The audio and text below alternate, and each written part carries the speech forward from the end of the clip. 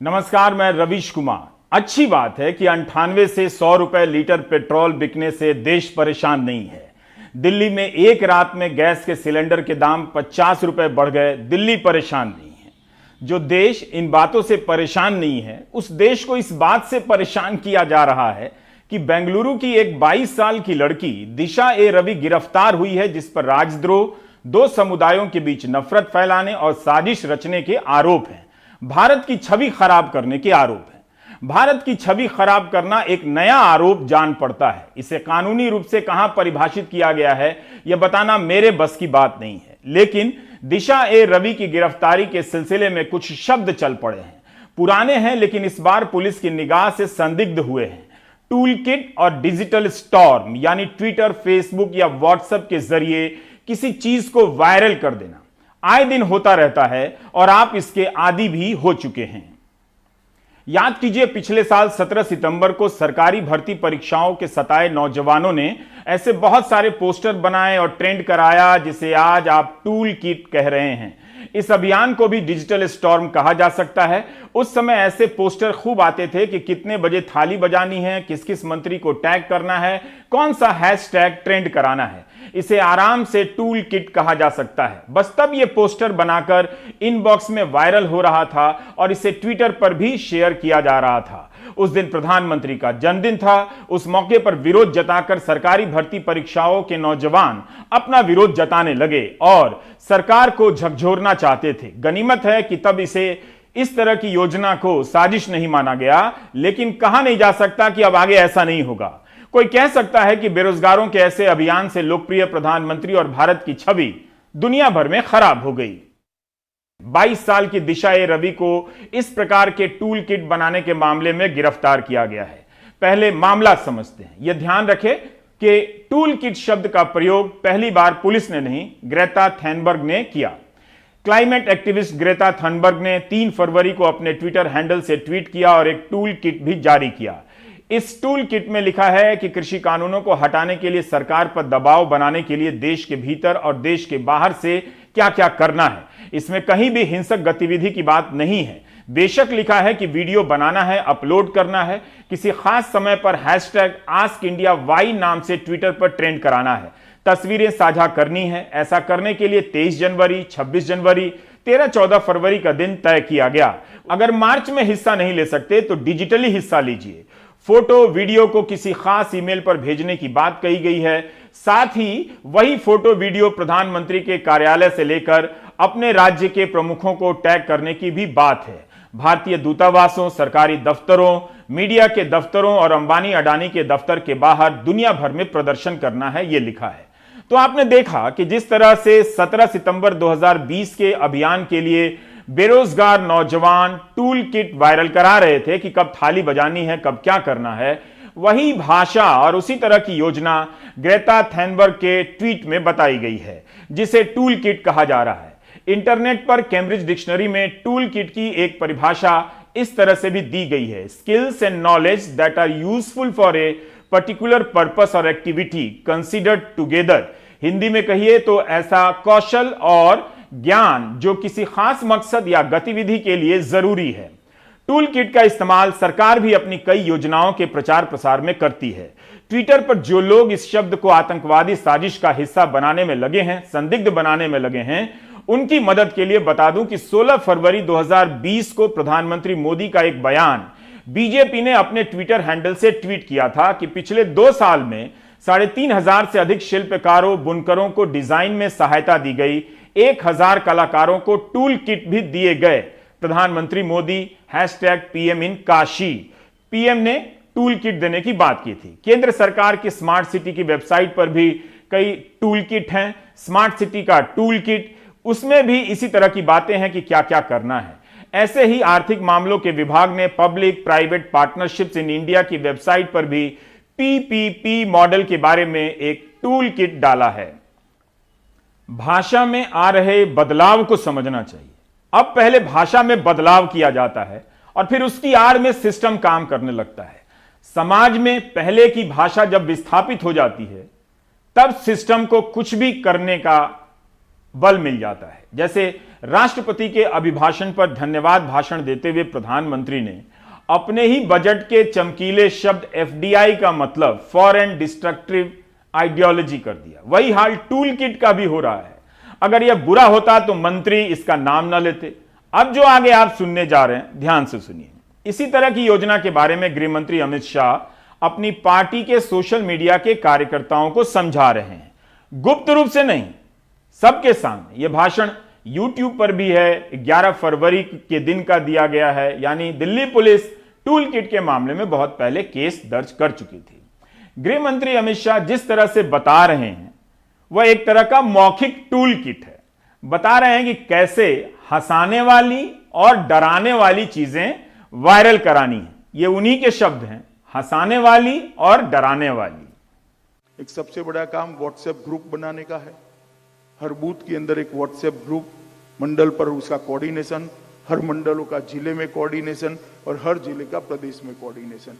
तो यहां से एक मैसेज करते ही 1 घंटे के अंदर लगभग 50 लाख लोगों तक पहुंच जाए, इस प्रकार का एक जाल बुनने का काम करना पड़ेगा। और एक किया हुआ है। उत्तर प्रदेश ने 35 लाख और 18 लाख का 2 ग्रुप बनाया था और वो सक्सेसफुली यूपी के अंदर जब हम पहली बार 300 सीटों के साथ चुनाव जीते, सब अचंभे में पड़ गए। अगर उनको मालूम नहीं था, अखबार छापे न छापे, टीवी दिखाए न दिखाए, मेरा सोशल मीडिया का लड़ने वाला कार्यकर्ता हर खबर को नीचे पहुंचा और उसके आधार पर हम जीते थे। कैरिकेचर, कार्टून, एनिमेशन, वीडियो, हंसाने वाली चीजें, थोड़ी डराने वाली भी चीजें, ये सभी इकट्ठा कर अंदर डालनी चाहिए।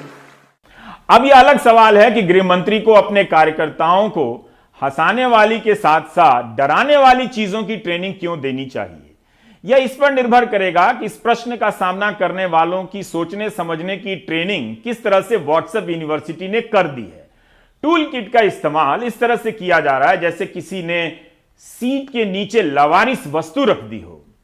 मगर यहां तो ग्रेटा के ट्विटर अकाउंट में यह टूल किट अभी तक रखी हुई है। जाहिर है यह कोई लावारिस वस्तु नहीं है। फिलहाल ग्रेटा इसकी वारिस हैं और 49 लाख उनके फॉलोअर इसे देख रहे हैं। आप भी देख सकते हैं, पढ़ सकते हैं। 3 फरवरी को जो ट्वीट किया था उसे डिलीट किया और यह भी लिखा कि इसे इसलिए डिलीट किया क्योंकि वह पुराना हो चुका था। यानी ग्रेटा ने छिपाकर डिलीट नहीं किया, कारण भी बताया। नए टूल किट में 13-14 फरवरी की योजनाएं शामिल हैं। पुलिस के अनुसार दिशा ने ग्रेटा को व्हाट्सएप ग्रुप चैट में लिखा है कि इसके ट्वीट करने से हमारे खिलाफ यूएपीए लग सकता है। यह भी एक सवाल है कि क्या सरकार ने ट्विटर से ग्रेटा थनबर्ग के खाते पर मौजूद इस टूल किट को हटाने का कोई आग्रह किया है और ट्विटर का क्या जवाब है। क्या पुलिस ग्रेटा से पूछने स्वीडन जाएगी? अगर जाए तो कम से कम पता कर ले कि ग्रेटा कहीं अटलांटिक की यात्रा पर तो नहीं निकल पड़ी है। क्या पुलिस जानबूझकर इस वक्त ग्रेटा से दूरी बना रही है या जांच के बाद तय करेगी कि ग्रेटा का पीछा किया जाए या नहीं। दिल्ली पुलिस का कहना है कि इस टूल किट को बनाने वाले एक व्हाट्सएप ग्रुप से जुड़े थे और दिशा ने टूल किट ग्रेटा को टेलीग्राम से भेजा। तो क्या पुलिस ग्रेटा को इस साजिश का हिस्सा मानती है? इसका ठोस उत्तर नहीं मिला। एक व्हाट्सएप ग्रुप से जुड़े थे ये सभी, जो कि 6 दिसंबर को क्रिएट किया गया था। बेंगलुरु टीम में दिशा को इंटरोगेट किया गया और उसके फोन से महत्वपूर्ण जानकारी निकालने में सफलता मिली। इस जानकारी से स्पष्ट हुआ कि दिशा ने अपने साथियों शंतानु और निकिता जैकब के साथ मिलकर टूल किट गूगल डॉक्यूमेंट को बनाया और लोगों में प्रेषित किया।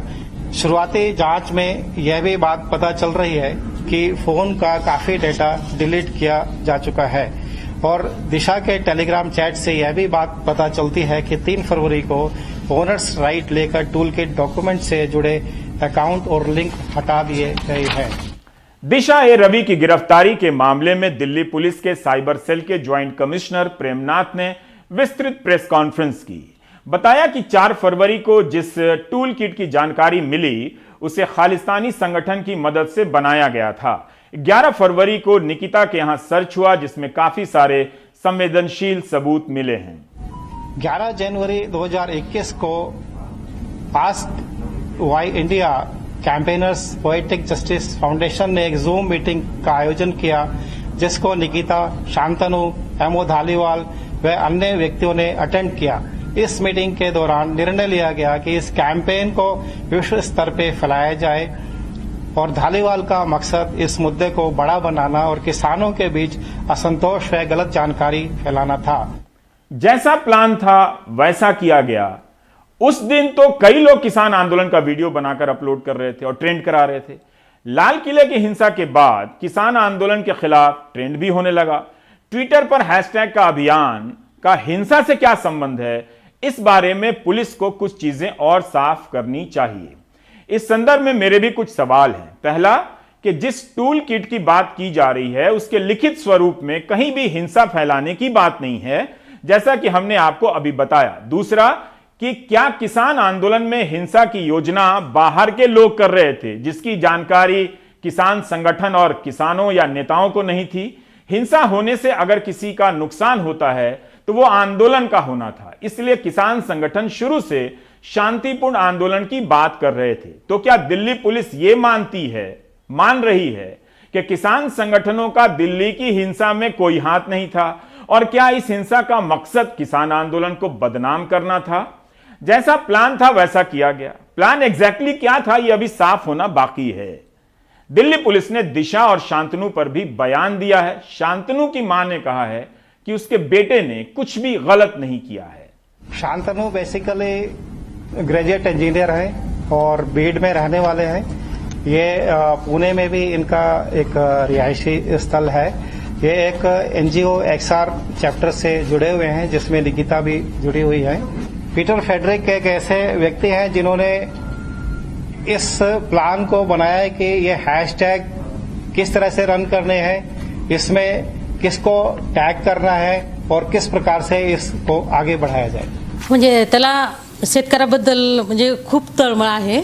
आता सध्या शेतकऱ्यांचं किती नुकसान होतंय, त्यानंतर पुन्हा आता पर्यावरणामध्ये पण सारखं डोंगर आपण कमी करतोय, वृक्षतोड करतोय, नद्या थांबवतोय। आता तुम्ही बघा बांधकाम कसे होत चाललेले आहेत।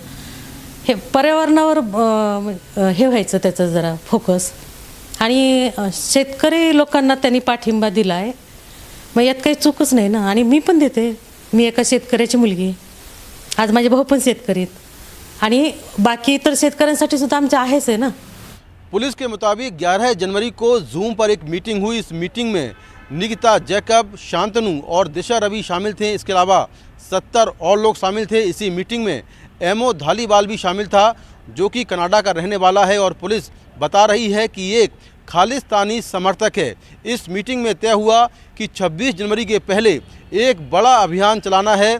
पुलिस के मुताबिक एमओ धालीवाल को पुनीत नाम की एक महिला ने निकिता से संपर्क कराया था और फिर बाद में निकिता ने शांतनु और जो दिशा रवि है उससे संपर्क किया।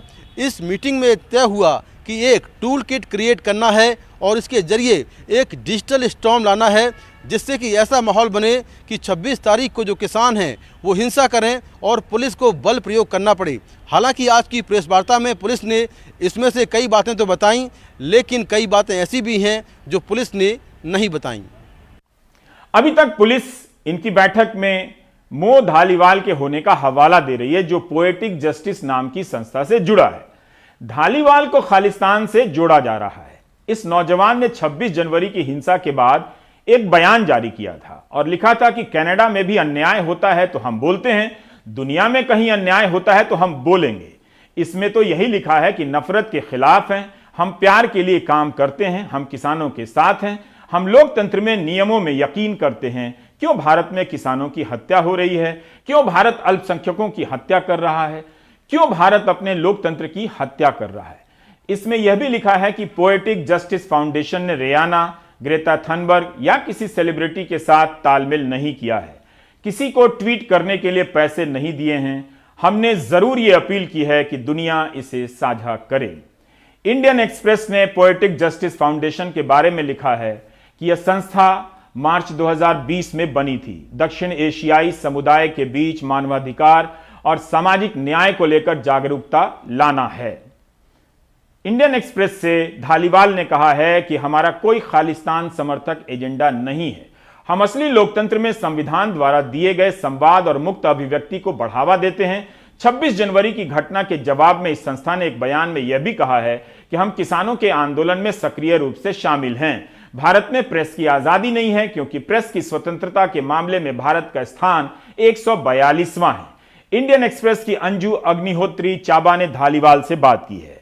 अंजू की रिपोर्ट में लिखा है कि पुलिस के पास 17 सितंबर 2019 का धालीवाल का एक मैसेज है जो सोशल मीडिया पर है, जिसमें धालीवाल कहते हैं कि मैं खालिस्तानी हूं, आप मेरे बारे में नहीं जानते हैं। क्योंकि खालिस्तान एक विचार है, खालिस्तान का आंदोलन जिंदा है और सांसें ले रहा है। इस पर अंजू ने धालीवाल से सवाल किया तो धालीवाल का जवाब है कि सिखों के प्रति हमदर्दी जताने के लिए ऐसा कहा क्योंकि समय समय पर कनाडा में सिखों को आतंकवादी कहकर किनारे कर दिया जाता है। उनका कहना है कि फेसबुक पर पूरे पोस्ट को पढ़ा जाए। अगर कनाडा में किसी को आतंकवादी कहा जाए और कोई उसके साथ खड़ा हो जाए तो क्या वह खालिस्तानी माना जाएगा? यह आपको समझना है। जांच में यह भी बात निकल के आई कि खालिस्तानी समर्थित संगठन पोएटिक जस्टिस फॉर फाउंडेशन के एमओ धालीवाल ने अपने कनाडा में रह रही सहयोगी पुनीत के जरिए निकिता जैकब से संपर्क किया और मकसद था कि रिपब्लिक डे के दिन ग्लोबल डे ऑफ एक्शन करना और उससे पहले और बाद में ट्वीट स्टॉर्म और डिजिटल स्ट्राइक करना। ट्विटर पर अगर ग्लोबल ट्रेंड कराना छवि खराब करना या साजिश का हिस्सा है तब तो फिर पूरा ट्विटर ही किसी साजिश का हिस्सा है। बात यह है कि आप जहां पहले दबदबा बनाए रखते थे वहां पोल खुल जाती है, फिर वह माध्यम दुश्मन लगने लगता है, फिर आप नए माध्यम की तलाश करने लगते हैं। यह अलग विषय है, बाद में कभी। पंजाब में एक सच्चाई है कि कुछ लोग खालिस्तान की बात करते हैं, लेकिन उसका विरोध भी पंजाब के लोग ही दिन रात करते हैं। गोदी मीडिया नहीं जाता करने के लिए। खालिस्तान को किसानों से जोड़ने की जल्दी में इस बात का ध्यान रखा जाना चाहिए कि यह हाशिए की सच्चाई है। पंजाब के ही कई किसान संगठन इस धारा के खिलाफ हैं और आज भी लड़ रहे हैं। हमने आपको प्राइम टाइम में बताया था कि किसान आंदोलन में हरिंदर बिंदु आई हैं। वे भारतीय किसान यूनियन उग्राहा की सदस्य हैं। हरिंदर बिंदु के पिता की खालिस्तानी आतंकवादियों ने हत्या कर दी थी। इस किसान मोर्चे में ऐसे कई लोग आए हैं जिनके किसी प्रिय को खालिस्तानियों ने मार दिया था। वे आतंकवाद का विरोध करते हैं, विरोध करने वाले किसान हैं और इस तरह के पोस्टर किसान मोर्चे में खूब दिखे कि हम आतंकवादी नहीं हैं। लेकिन जो ट्विटर पर हैशटैग चलाने, फोटो वीडियो अपलोड करने की योजना है, उसमें कहीं से भी ऐसा कुछ नजर आता है क्या जो लगे कि आतंकवादी योजना है? पुलिस इस हिस्से को कैसे साबित करेगी देखना होगा। लेकिन ग्रेटा ने जो ट्वीट किया है उसमें वही सारी बातें हैं जो आए दिन ट्विटर पर हैशटैग चलाने वाले करते रहते हैं। पुलिस की दलील है कि 26 जनवरी के बाद अंतर्राष्ट्रीय सेलिब्रिटी और एक्टिविस्ट से संपर्क किया गया। क्या पुलिस यह मानती है कि अमेरिकी पॉप स्टार रियाना ने उसी के तहत ट्वीट किया? 2 फरवरी को रियाना ने CNN की खबर ट्वीट की थी। क्या CNN ने खबर साजिश के तहत छापी थी? कमाल है। क्या उस सेलिब्रिटी में अमेरिका की उपराष्ट्रपति कमला हैरिस की भांजी मीना हैरिस का ट्वीट भी शामिल होगा? अगर आप घटनाओं को देखें तो अमेरिका, कनाडा, ब्रिटेन की संसद में किसान आंदोलन की कब से चर्चा हो रही है।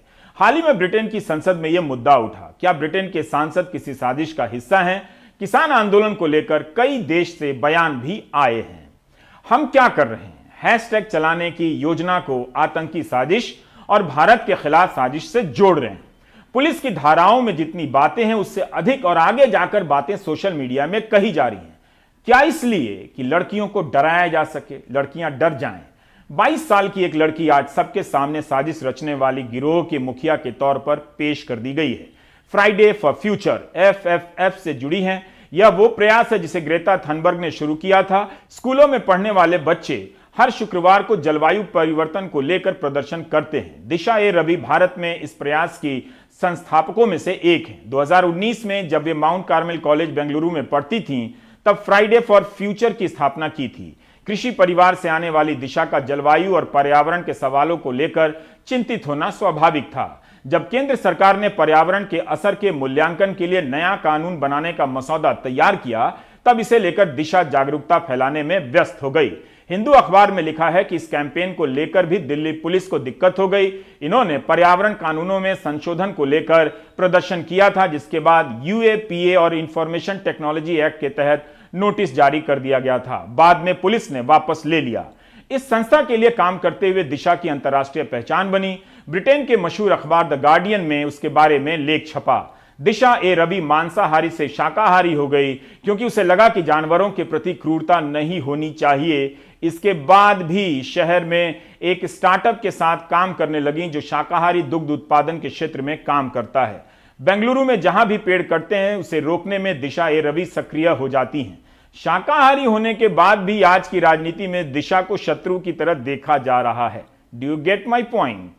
22 साल की दिशा ए रवि के किसी ख्याल से या गतिविधि से देश इतना डर गया कि हरियाणा के गृह मंत्री अनिल विज को ट्वीट करना पड़ा है और लिखते हैं कि देश विरोध का बीज जिसके भी दिमाग में हो उसका समूल नाश कर देना चाहिए, फिर चाहे वह दिशा रवि हो या कोई और।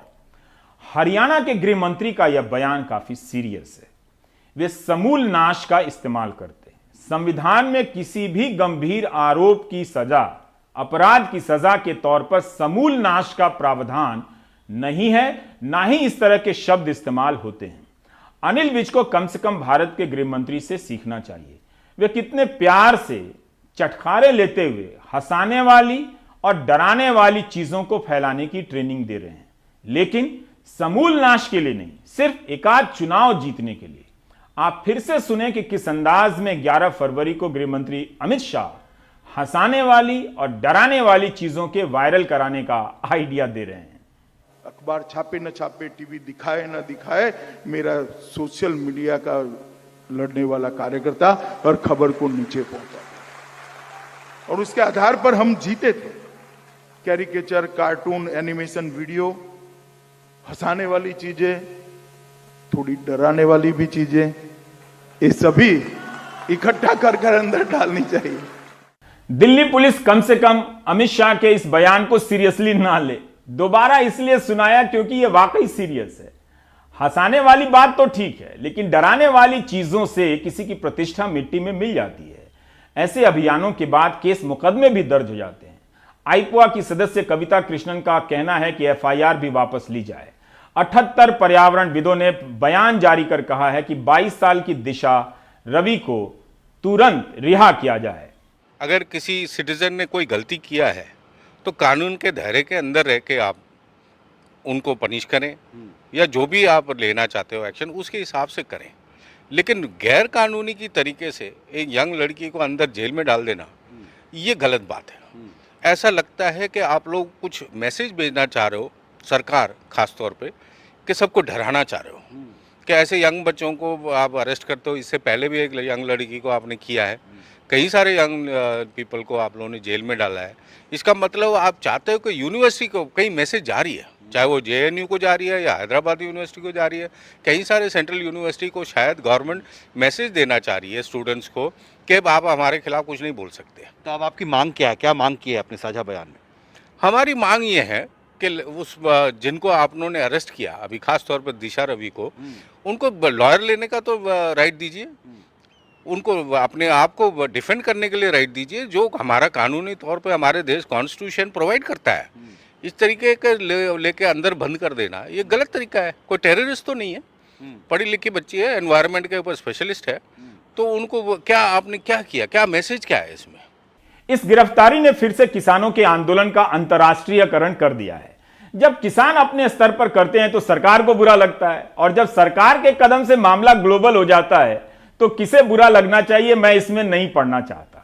लोकल लेवल पर कांग्रेस महासचिव प्रियंका गांधी ने दिशा रवि के पक्ष में ट्वीट किया कि डरते हैं बंदूकों वाले एक निहत्थी लड़की से, फैले हैं हिम्मत के उजाले एक निहत्थी लड़की से। #Release Disha Ravi, #Disha Ravi, #India being silenced. Priyanka Gandhi के साथ साथ कांग्रेस नेता जयराम रमेश, पी चिदम्बरम, आनंद शर्मा, शिवसेना की राज्यसभा सांसद प्रियंका चतुर्वेदी, दिल्ली के मुख्यमंत्री अरविंद केजरीवाल, सीपीएम नेता सीताराम येचुरी, अभिनेता सिद्धार्थ, अमेरिका की उपराष्ट्रपति की भांजी मीना हैरिस, कनाडा की कवयित्री रूपी कौर, सुनीता नारायण, बिल मक्कीबेन से लेकर तमाम लोगों ने दिशा रवि की रिहाई की मांग की है।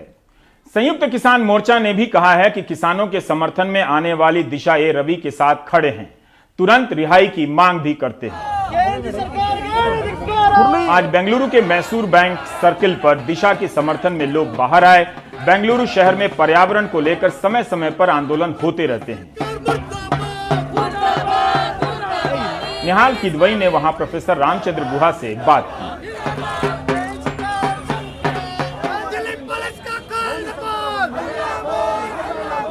हमारे नौजवान जो democracy, human rights, environmental protection के लिए काम कर रहे हैं, उनको ऐसे प्रस्ताव करना, देश का भविष्य क्या होगा?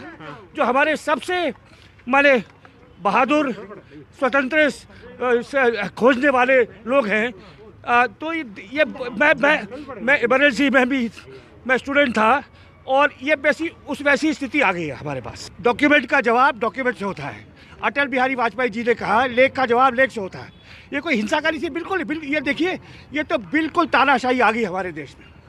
वही हाल नवदीप का है। मजदूरों के अधिकारों के लिए लड़ने वाली 24 साल की एक लड़की नवदीप कौर जेल में है।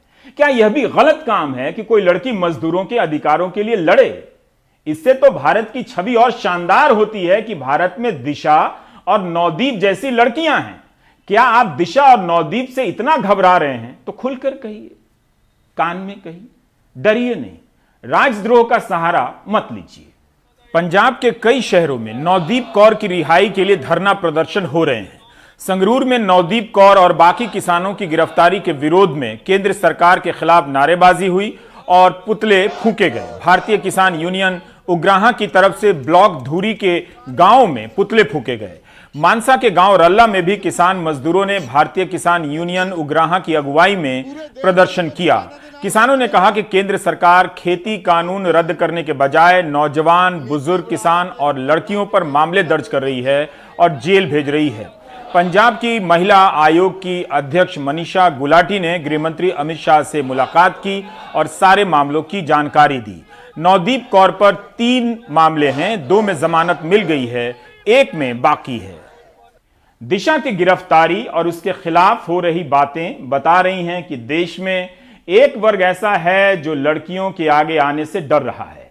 पहली महिला पुलिस अफसर, पहली महिला पायलट टाइप बनने से कहीं ज्यादा शानदार काम है हवा में घुलते जहर के खिलाफ आवाज उठाना और किसी मजदूर के पैसे के लिए कंपनी के मालिक से भिड़ जाना।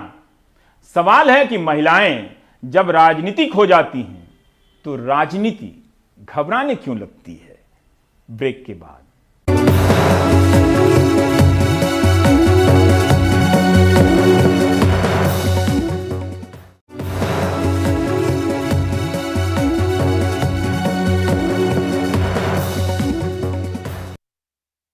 अगर आप प्रीमियम पेट्रोल 100 रुपए लीटर खरीदने का शौक रखते हैं तो मध्य प्रदेश जाइए। वहां पर अनुराग बता रहे हैं कि बाकी तेल भी 100 रुपए के करीब पहुंचने लगे हैं। पेट्रोल पंप में प्रीमियम पेट्रोल ने सेंचुरी लगा दी है। राकेश परेशान है, गाड़ी में तेल भरवाएं या बैंक की किश्त भरें। गाड़ी किस्त बड़ी मुश्किल से भरा रही है। रोज के 200-250 दिन भर में हो रहा है और कोई मेहनत करे तो क्या बनेंगे, उसमें कुछ नहीं मिल रहा है। पेट्रोल है तो महंगा हो जा रहा है, गाड़ी का मेंटेनेंस नहीं निकल रहा। डॉक्टर विजया मेनन दो तरफा परेशानी झेल रही हैं। कॉलेज में प्रोफेसर हैं, बाहर पेट्रोल की कीमतों से परेशान है, घर में रसोई गैस से। पेट्रोल का प्राइस मेरे ख्याल से एमपी में सबसे ज़्यादा है, क्योंकि सबसे ज़्यादा वैट पेट्रोल और डीजल पे एमपी में लग रहा है। अब तो जाना मुश्किल हो गया है। सबसे बड़ी बात, इस कोविड के कारण तो हमारी पूरी तनख्वाहें आधी कर दी, इंक्रीमेंट है नहीं। 1-2 साल तक तो मेरे ख्याल से इंक्रीमेंट हम लोग एक्सपेक्ट भी नहीं कर रहे हैं, तो हम कैसे जाएंगे? बहुत बड़ा प्रॉब्लम राइज हो गया है और ऐसे फ्यूल प्राइस चढ़ते जाएंगे तो हमें तो जाना भी बंद करना पड़ेगा या हमें वॉकिंग करना पड़ेगा। सोमवार को भोपाल में प्रीमियम पेट्रोल की कीमत 100 रुपये 61 पैसे थी। साधारण पेट्रोल की 96 रुपये 96 पैसे, डीजल की 87 रुपये 51 पैसे। मध्य प्रदेश पूरे भारत में पेट्रोल और डीजल पर सबसे ज़्यादा वैट वसूलने वाला राज्य है। यहाँ पेट्रोल पर 33% वैट लगता है और इसके अलावा हर लीटर पर 4.5 रुपये का सेस भी लगाया जाता है। इसी तरह डीजल पर 23% वैट के अलावा 3 रुपये प्रति लीटर सेस देना होता है। इस फर्क को मध्य प्रदेश महाराष्ट्र की सीमा पर बसे खेतिया से समझें।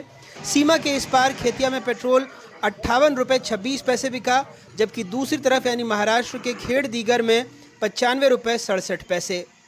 पंप मालिकों की एक और मुसीबत है, कीमत 3 अंकों में पहुंच गई, लेकिन कई जगहों पर मशीनों में 3 अंकों में कीमत का डिजिटल डिस्प्ले नहीं है तो पेट्रोल बिक नहीं रहा।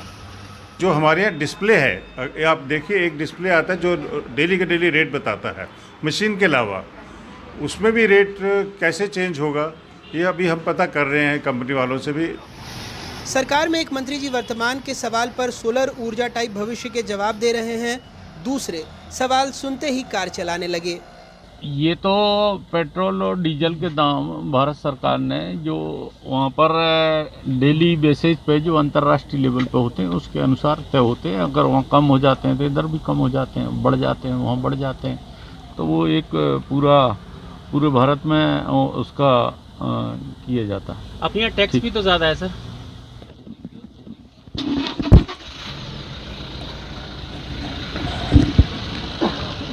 नरेंद्र मोदी जी को बहुत बधाई दूंगा कि उन्होंने इस अंतर्राष्ट्रीय जो भाव हैं उस पर हमारा कंट्रोल हो उसकी व्यवस्था की है। जिस प्रकार से सोलर का उपयोग आगे आने वाले समय में परिवहन पर होगा, जिस प्रकार से इलेक्ट्रॉनिक और इलेक्ट्रिकल गाड़ियां देश में लाने का मोदी जी का निर्णय है, वो निश्चित रूप से अंतर्राष्ट्रीय जो बाजार है उस पर हमारे नियंत्रण को और मजबूत करेगा। कांग्रेस सरकार की तथाकथित दूरदृष्टि से खुश नहीं दिखती, पूछ रही है मुख्यमंत्री की साइकिल कहाँ है। कहाँ गई वो साइकिल, कहाँ पंचर हो गई, ये कमलनाथ जी ने भी पूछा है। कुल मिलाकर जब डीजल के भाव बढ़ते हैं तो किसान परेशान और ट्रांसपोर्टेशन बढ़ जाता है, महंगाई लगातार बढ़ जाती है, वो बढ़ रही है। कोरोना काल में लोग परेशान हैं, काम धंधे बंद हो गए, नौकरियां चली गई और ऊपर से डीजल पेट्रोल की मार और रसोई गैस की मार। ये कुल मिला के भारतीय जनता पार्टी केवल मुंगेरी लाल के सपने दिखा रही है कि जब इलेक्ट्रिक ट्रेन और ये आएंगे तो डीजल पेट्रोल के भाव बढ़ जाएगा। अरे आज तो लोग परेशान हैं, इसका जवाब चाहिए। और हम लोग 22 तारीख को जब विधानसभा सेशन चलेगा साइकिल से जाएंगे। ये तो तय है कि बीजेपी की साइकिल गायब हो गई, लेकिन ये भी लगता है कि प्रतिपक्ष की साइकिल भी पंचर ही पड़ी है। जनता त्रस्त है, सुनने वाला कोई नहीं। क्रिकेट में जो स्कोर है वो व्यक्तिगत होता है, लेकिन पेट्रोल और डीजल की कीमत में एक हिस्सा कंपनी का है, लेकिन बहुत बड़ा हिस्सा राज्य और केंद्र सरकार का। भोपाल से कैमरा पर्सन रिजवान खान के साथ अनुराग द्वारी, NDTV इंडिया।